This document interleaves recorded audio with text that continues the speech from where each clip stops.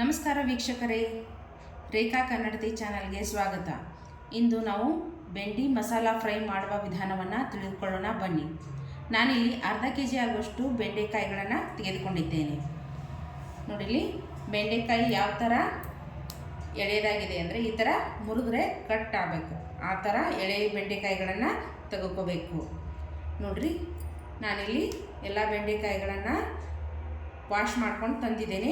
Cut ಮಾಡ್ಕೊಂಡು ಬರ್ತೇನೆ, ಆಮೇಲೆ ಮುಂದಿನ ವಿಧಾನವನ್ನು ತಿಳಿದುಕೊಳ್ಳೋಣ. ನೋಡಿ ವೀಕ್ಷಕರೇ, ನಾನಿಲ್ಲಿ ಎಲ್ಲ ಬೆಂಡೆಕಾಯಿಗಳನ್ನು ಕಟ್ ಮಾಡ್ಕೊಂಡು ಬಂದಿದ್ದೀನಿ. ಇಷ್ಟು ತೆಳ್ಳಕ್ಕಿದ್ರೆ ಸಾಕು.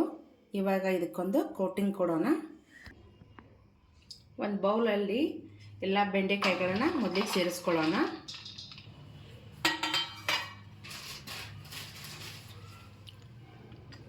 ಇಲ್ಲಿ 2 ಸ್ಪೂನ್ ಆಗೋಷ್ಟು ಅಕ್ಕಿ ಹಿಟ್ಟನ್ನು ಸೇರಿಸ್ತಿದ್ದೀನಿ.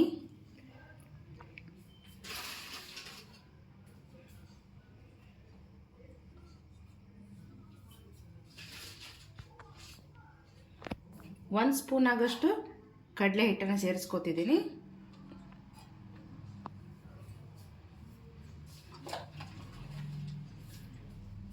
ಒಂದು ಸ್ಪೂನ್ ಆಗೋಷ್ಟು ಅಚ್ಕಾರದ ಪುಡಿಯನ್ನು ಸೇರಿಸ್ಕೊತಿದ್ದೀನಿ.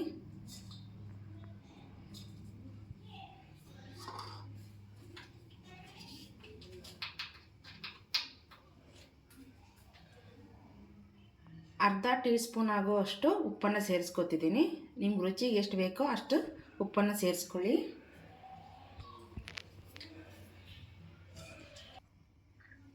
ಇಲ್ಲಿ ಅರ್ಧ ಸ್ಪೂನ್ ಆಗುವಷ್ಟು ನಾನಿಲ್ಲಿ ಗರಂ ಮಸಾಲವನ್ನು ಸೇರಿಸ್ಕೊತಿದ್ದೀನಿ. ಇವನ್ನೆಲ್ಲ ಮೊದಲಿಗೆ ಹಾಗೆ ಡ್ರೈ ಮಿಕ್ಸ್ ಮಾಡ್ಕೊಳ್ಳಿ. ಯಾವುದೇ ನೀರನ್ನು ಮಿಕ್ಸ್ ಮಾಡ್ಕೋಬೇಡ್ರಿ.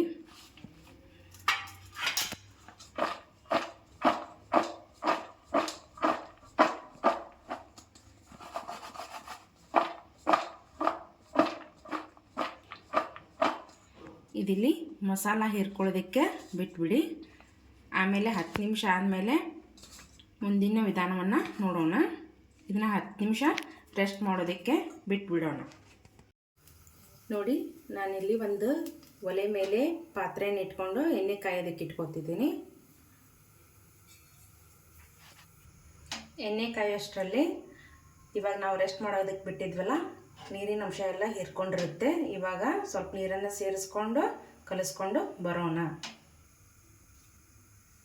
ನೋಡಿಲಿ, ನೀರಿನ ಅಂಶ ಎಲ್ಲ ಹೀರ್ಕೊಂಡಿದೆ.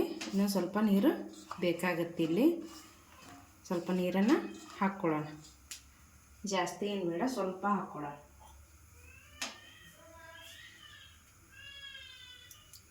ಈ ಥರ ಕೈಯಿಂದ ಚಿಮ್ಕಿಸ್ಬೇಕು.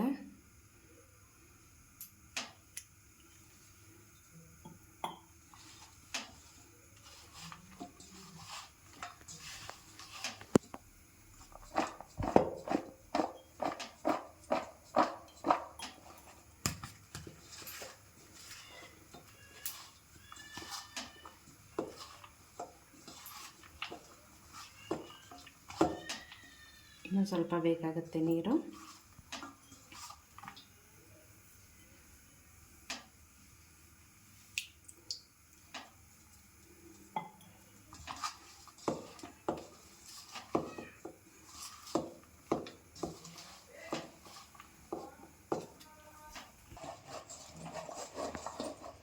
ನೋಡಿ, ನಮ್ಮ ಎಣ್ಣೆ ಕೂಡ ಇಲ್ಲಿ ಹದವಾಗಿ ಕಾದಿದೆ. ಇವಾಗ ಒಂದೊಂದಾಗಿ ಬಿಟ್ಕೊತ ಹೋಗೋಣ.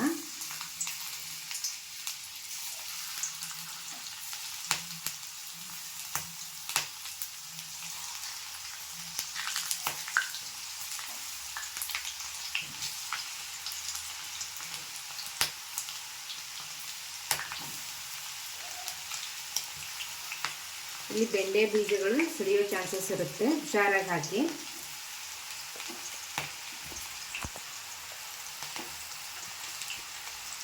ಒಬ್ಬೊಬ್ಬರು ಬೆಂಡೆ ಬೀಜಗಳನ್ನು ತೆಗೆದುಬಿಟ್ಟೆ ಹಾಕ್ತಾರೆ. ನಾನೆಲ್ಲಿ ಏನು ತೆಗೆದಿಲ್ಲ. ಇರೋ ನ್ಯೂಟ್ರಿಯೆಂಟ್ಸ್ ಎಲ್ಲ ಹೋಗ್ಬಿಡುತ್ತೆ ಅನ್ನೋದಕ್ಕೋಸ್ಕರ ನಾನಿಲ್ಲಿ ತೆಗಿಯೋದಕ್ಕೆ ಹೋಗಿಲ್ಲ. ಸಾಕಿವಾಗ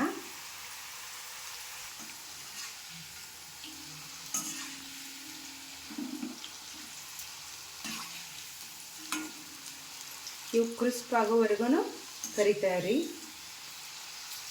ಇಲ್ಲಿ ಬರ್ತಿದ್ದ ಅವೆಲ್ಲ ಗುಳ್ಳೆಗಳು ಕಡಿಮೆ ಆಗೋವರೆಗೂ ಕರೆದ್ರೆ ಕ್ರಿಸ್ಪ್ ಆಗುತ್ತೆ.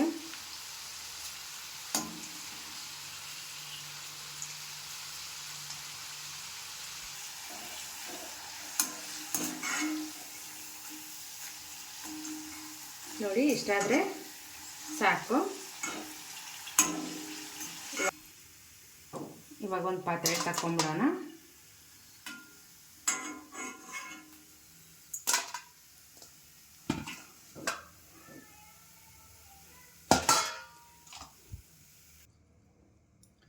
ನೋಡಿ ವೀಕ್ಷಕರೇ, ನಾನಿಲ್ಲಿ ಎಲ್ಲ ಬೆಂಡಿ ಮಸಾಲ ಫ್ರೈಗಳನ್ನು ಮಾಡ್ಕೊಂಬಂದಿದ್ದೀನಿ.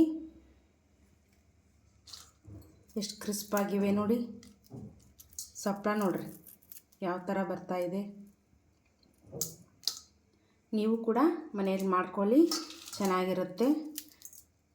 ಸ್ನ್ಯಾಕ್ಸ್ ಆಗಿ ಮಾಡ್ಕೋಬೋದು, ಮೇನ್ ಡಿಶ್ ಆಗಿ ಸೈಡ್ಸ್ಗೆ ಮಾಡ್ಕೋಬೋದು. ಇಲ್ಲಿ ಸ್ನ್ಯಾಕ್ಸ್ ಟೈಪು ಮಾಡ್ಕೊಳ್ಳಿ, ಚೆನ್ನಾಗಿರುತ್ತೆ. ರೇಖಾ ಕನ್ನಡತಿ ಚಾನಲನ್ನು ಸಬ್ಸ್ಕ್ರೈಬ್ ಮಾಡಿ, ಶೇರ್ ಮಾಡಿ, ಲೈಕ್ ಮಾಡಿ, ಕಮೆಂಟ್ ಮಾಡಿ. ಧನ್ಯವಾದಗಳು.